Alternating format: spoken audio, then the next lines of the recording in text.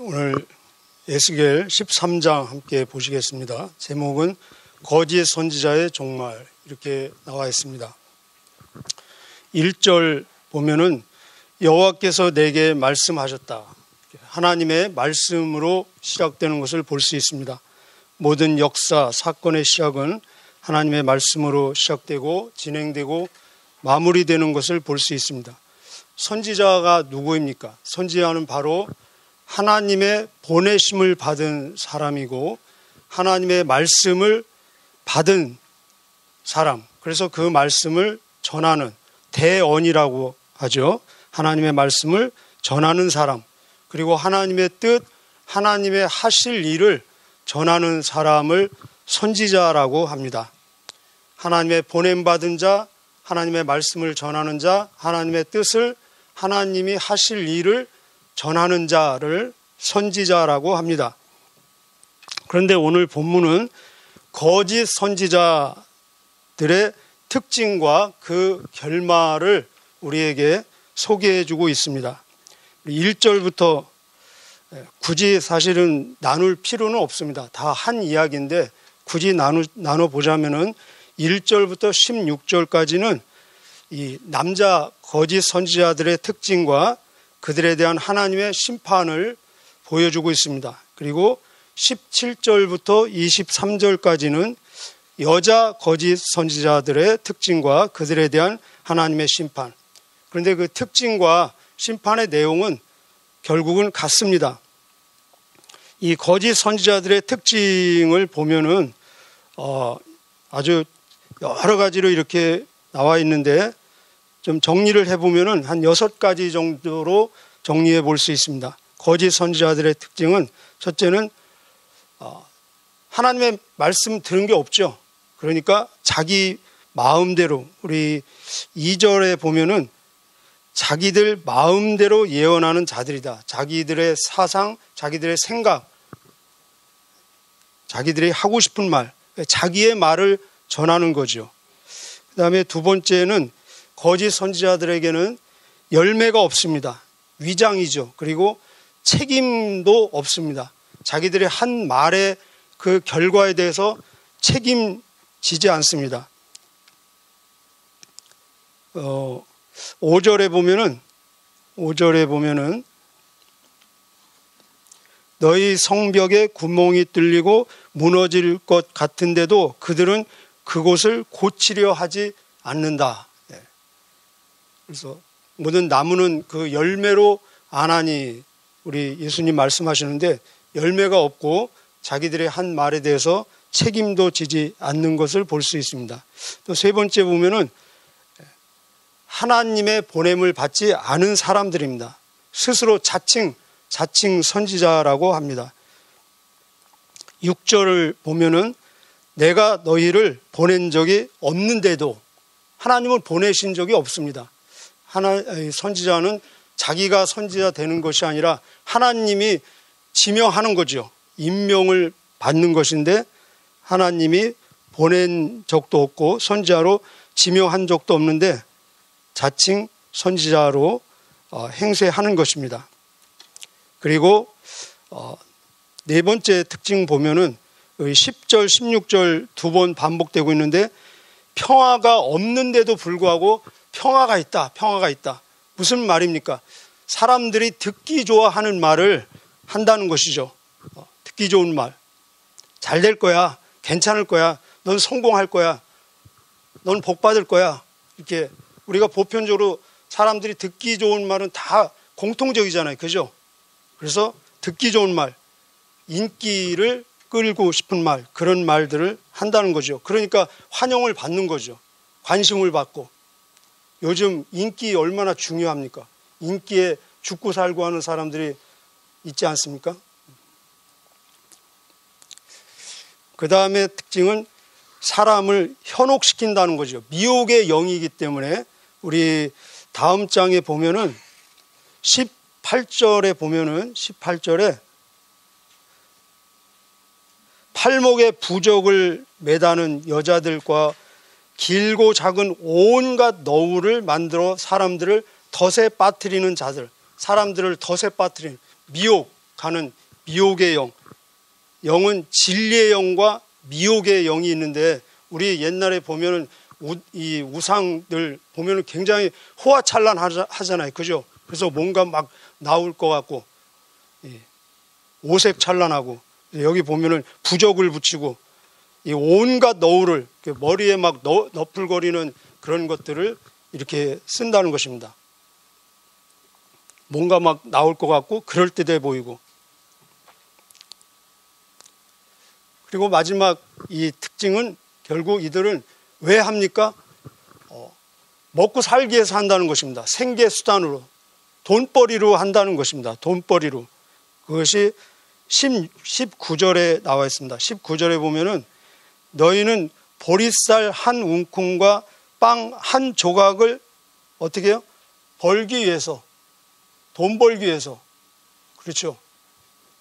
부적 하나에 얼마씩 이렇게 파는 것. 자, 오늘날도 비슷합니다. 근데 이들의 결과는 결국은 하나님의 심판이죠. 이들에게 대한 하나님의 이 징벌이 쭉 나와 있는데, 결론적으로 이들에 대한 하나님의 징벌은 9절에 나와 있습니다. 9절 한번 보실까요? 9절.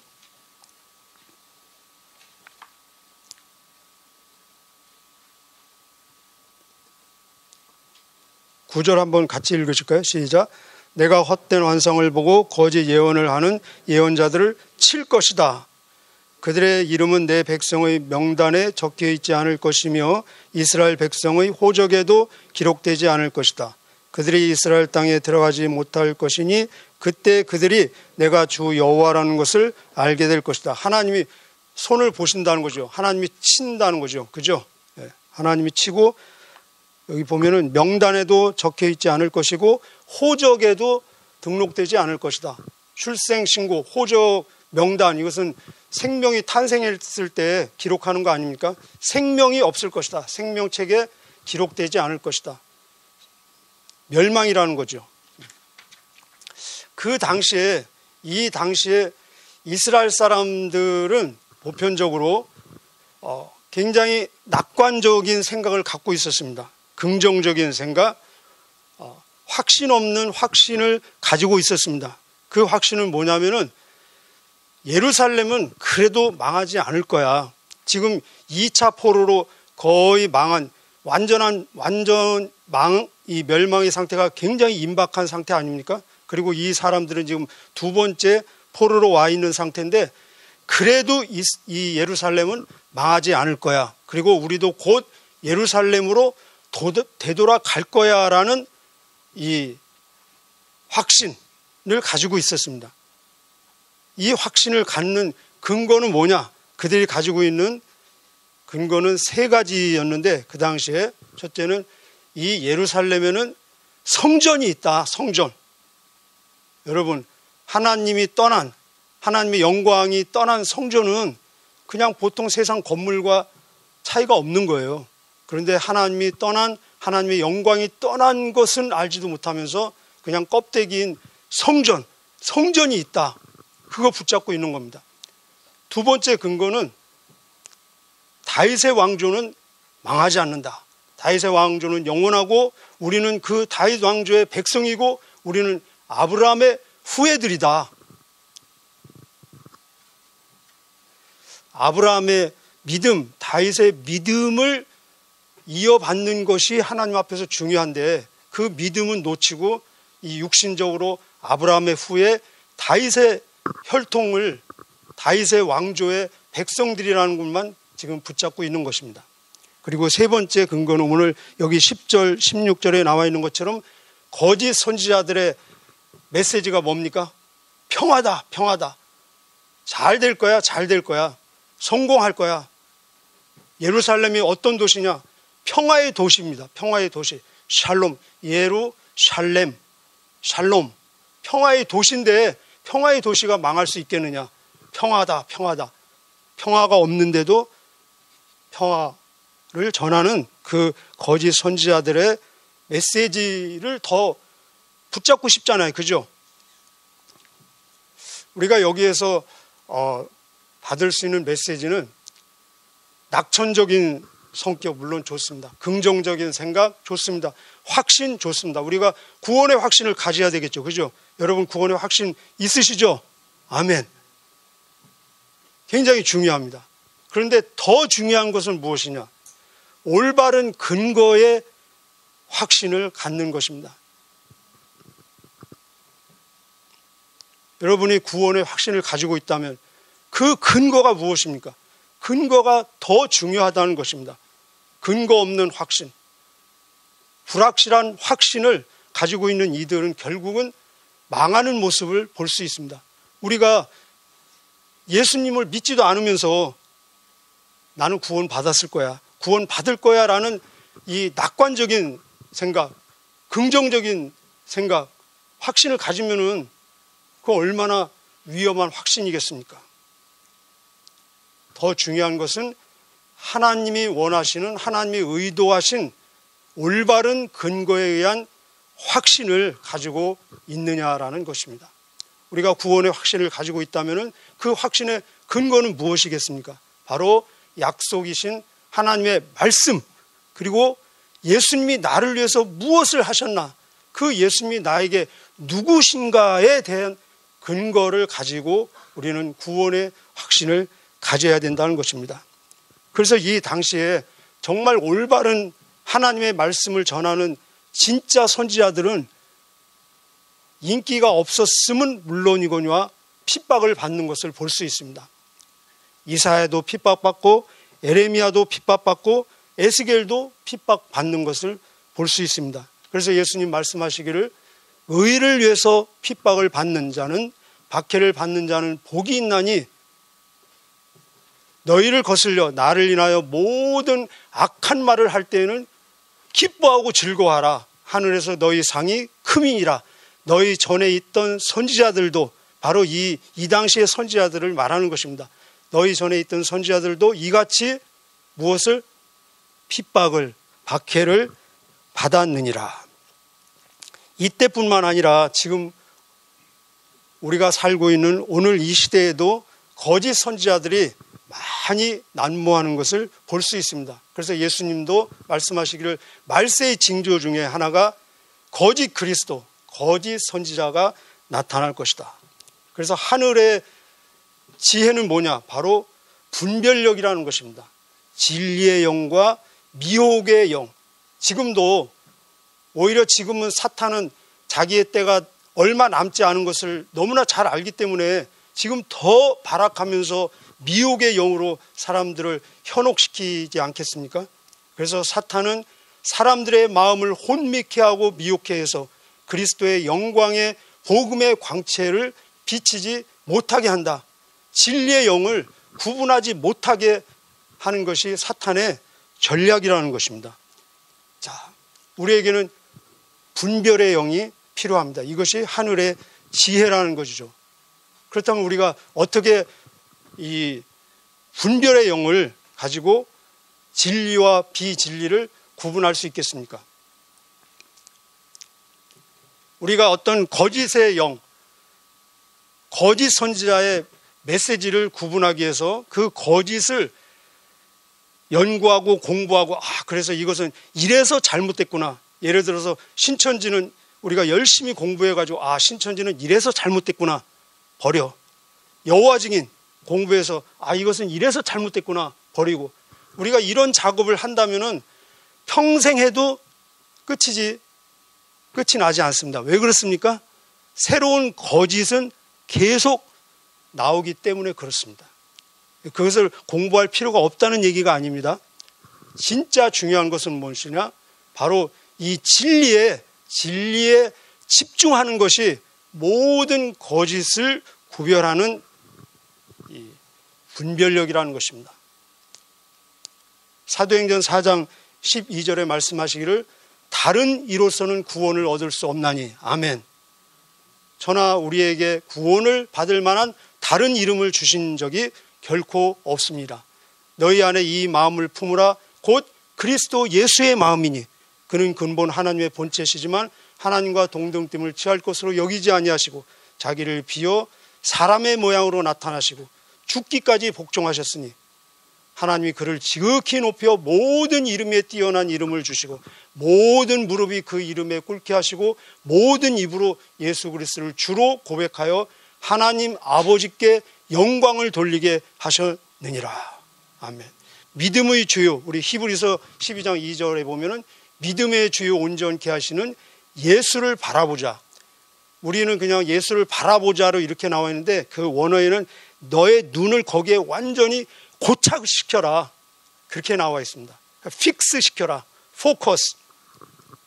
너희가 이를 위해서, 베드로전서 2장 21절에 보면은 너희가 이를 위해서 부르심을 받았으니 그리스도도 우리를 위해서 고난을 받사 우리에게 본을 끼쳐 그 자치를 따라오게 하려 하셨느니라. 진리신 예수님 그러셨잖아요. 나는 길이요 진리니.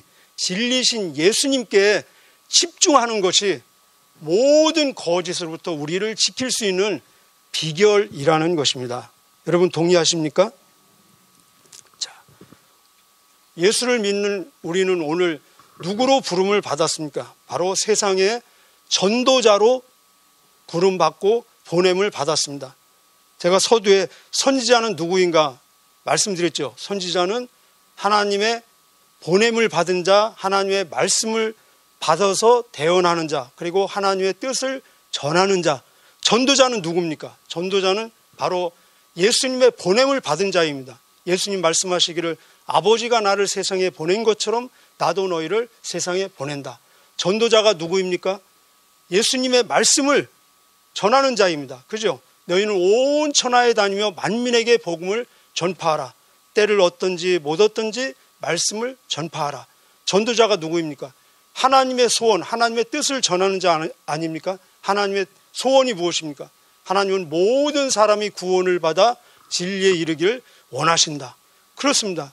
전도자는 하나님의 보냄을 받은 자, 하나님의 말씀을 전하는 자, 하나님의 뜻, 하나님의 소원을 전하는 자라는 면에 있어서 선지자의 역할을 이 시대에 하는 사람들이라는 것입니다. 선지자가 하는 말을 우리가 예언이라고 합니다. 예언은 세상이 말하는 예언, 점하고 무엇이 다릅니까? 바로 이 예언은 하나님 말씀에 근거해서 현재와 연결된 미래를 말하는 것입니다. 그래서 이 선지서의 모든 예언들을 한마디로 종합해 보면은 지금 하나님께 순종하면은 축복을 받을 것이고, 그리고 하나님께 지금 불순종하면은 재앙을 받을 것이고, 이것이 모든 구약 예언의 이 결론입니다. 자, 그렇다면 전도자가 전하는 이 메시지가 무엇입니까? 예수님을 믿으면은 영원한 구원을 받을 것이고, 예수님을 믿지 않으면 언제요? 지금. 예수님을 믿지 않으면은 영원한 멸망을 받을 것이고, 이것만큼 더 확실하고 예외가 없고 영원까지 연결되는 예언이 있겠습니까? 그래서 이 전도 메시지는 예수님을 믿으면 구원, 예수님을 믿지 않으면 멸망, 이 메시지는 모든 성경 예언의 종합적이고 결론적인 예언이라고 말할 수 있습니다. 우리는 이 어마어마한 사명을 지금 받은 자들입니다. 할렐루야.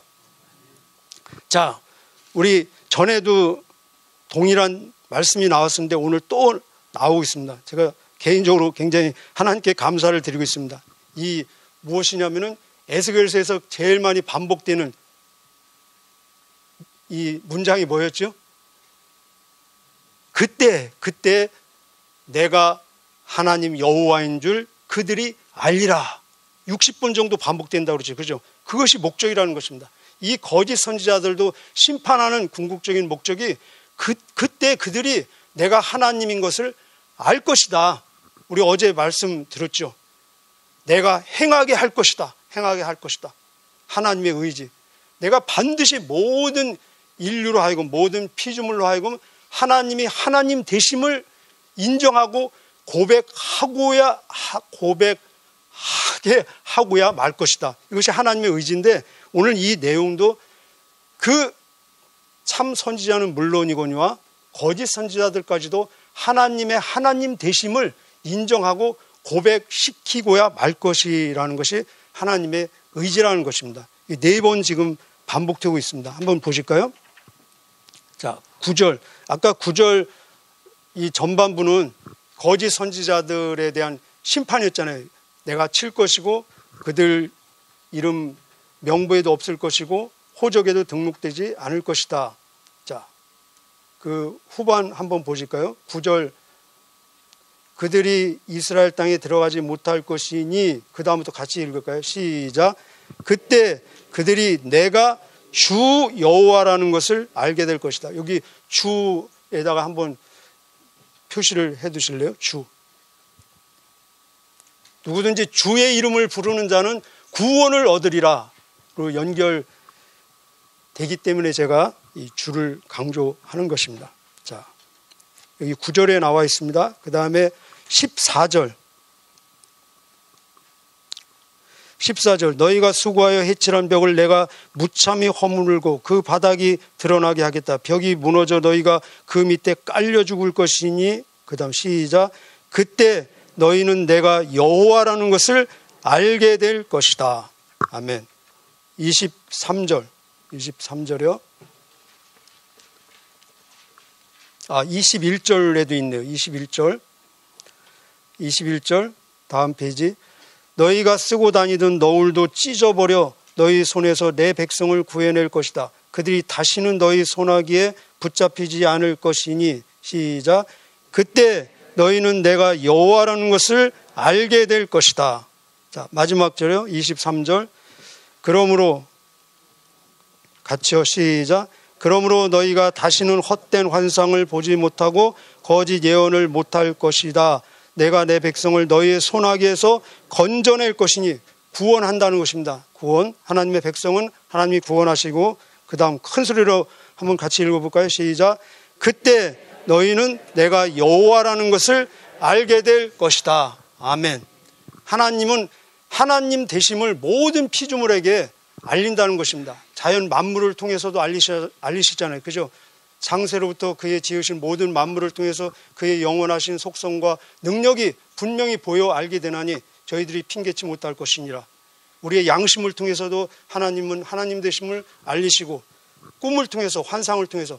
자, 그런데 궁극적으로 최종적으로 하나님을 하나님으로 알리시는 하나님의 방법은 무엇이냐? 바로 예수 그리스도를 이 땅에 보내시는 것을 통해서라는 것입니다. 우리 요한복음 공부했었죠. 요한복음 1장 18절에 보면은, 요한복음 1장 18절 14절은 말씀이 육신이 되어 우리 가운데 거하신다. 이 말은 하나님이 사람 되셨다라는 말씀이고, 18절에 보면은 아무도 하나님을 본 사람이 없으되 그 속에 독생하신, 아버지 품속에 독생하신 하나님이 나타나셨느니라. 이게 무슨 말씀입니까? 예수님이 이 땅에 오신 목적은 하나님을 하나님으로 보여주기 위해서 오셨다는 것입니다. 예수님이 오신 목적이 물론 많이 있습니다. 우리를 구원하기 위해서, 우리의 대제사장이 되기 위해서, 약속을 성취하기 위해서 목적이 많이 있지만, 그 중에 하나, 중요한 목적 하나가 하나님을 하나님으로 보여주기 위해서 오셨다는 것입니다. 그래서 예수님이 그런 말씀들을 여러 번 반복하는 것을 볼 수 있습니다. 나를 본 자는 아버지를 본 것이다. 나를 믿는 자는 아버지를 믿는 것이다. 나를 거절하는 것은 아버지를 거절하는 것이다. 나를 영접하는 것은 아버지를 영접하는 것이다. 나에 대한 대우는 똑같이 아버지 하나님에 대한 동일한 대우라는 것입니다. 자, 우리는 이 세상에 예수님의 증인, 전도자로 부름을 받았습니다.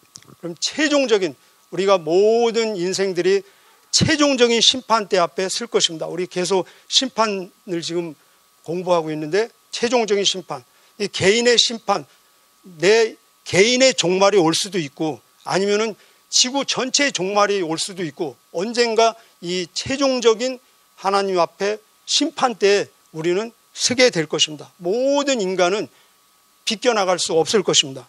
이 심판대, 최종적인 심판대에 섰을 때 예수를 믿고 영접하고 고백한 자는 구원을 받음으로 하나님의 하나님 되심을 알게 될 것입니다.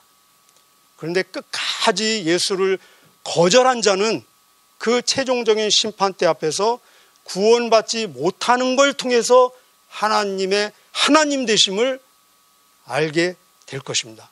하나님은 거기까지 가신다는 것입니다. 오늘도 하나님의 부름받고 보냄받은 하나님의 말씀과 뜻을 올바로 전하는 선지자 역할, 전도자의 사명을 성령님의 함께 하심으로 기쁨으로 감당하는 저와 여러분 되시기를 주님의 이름으로 축복합니다. 기도하시겠습니다.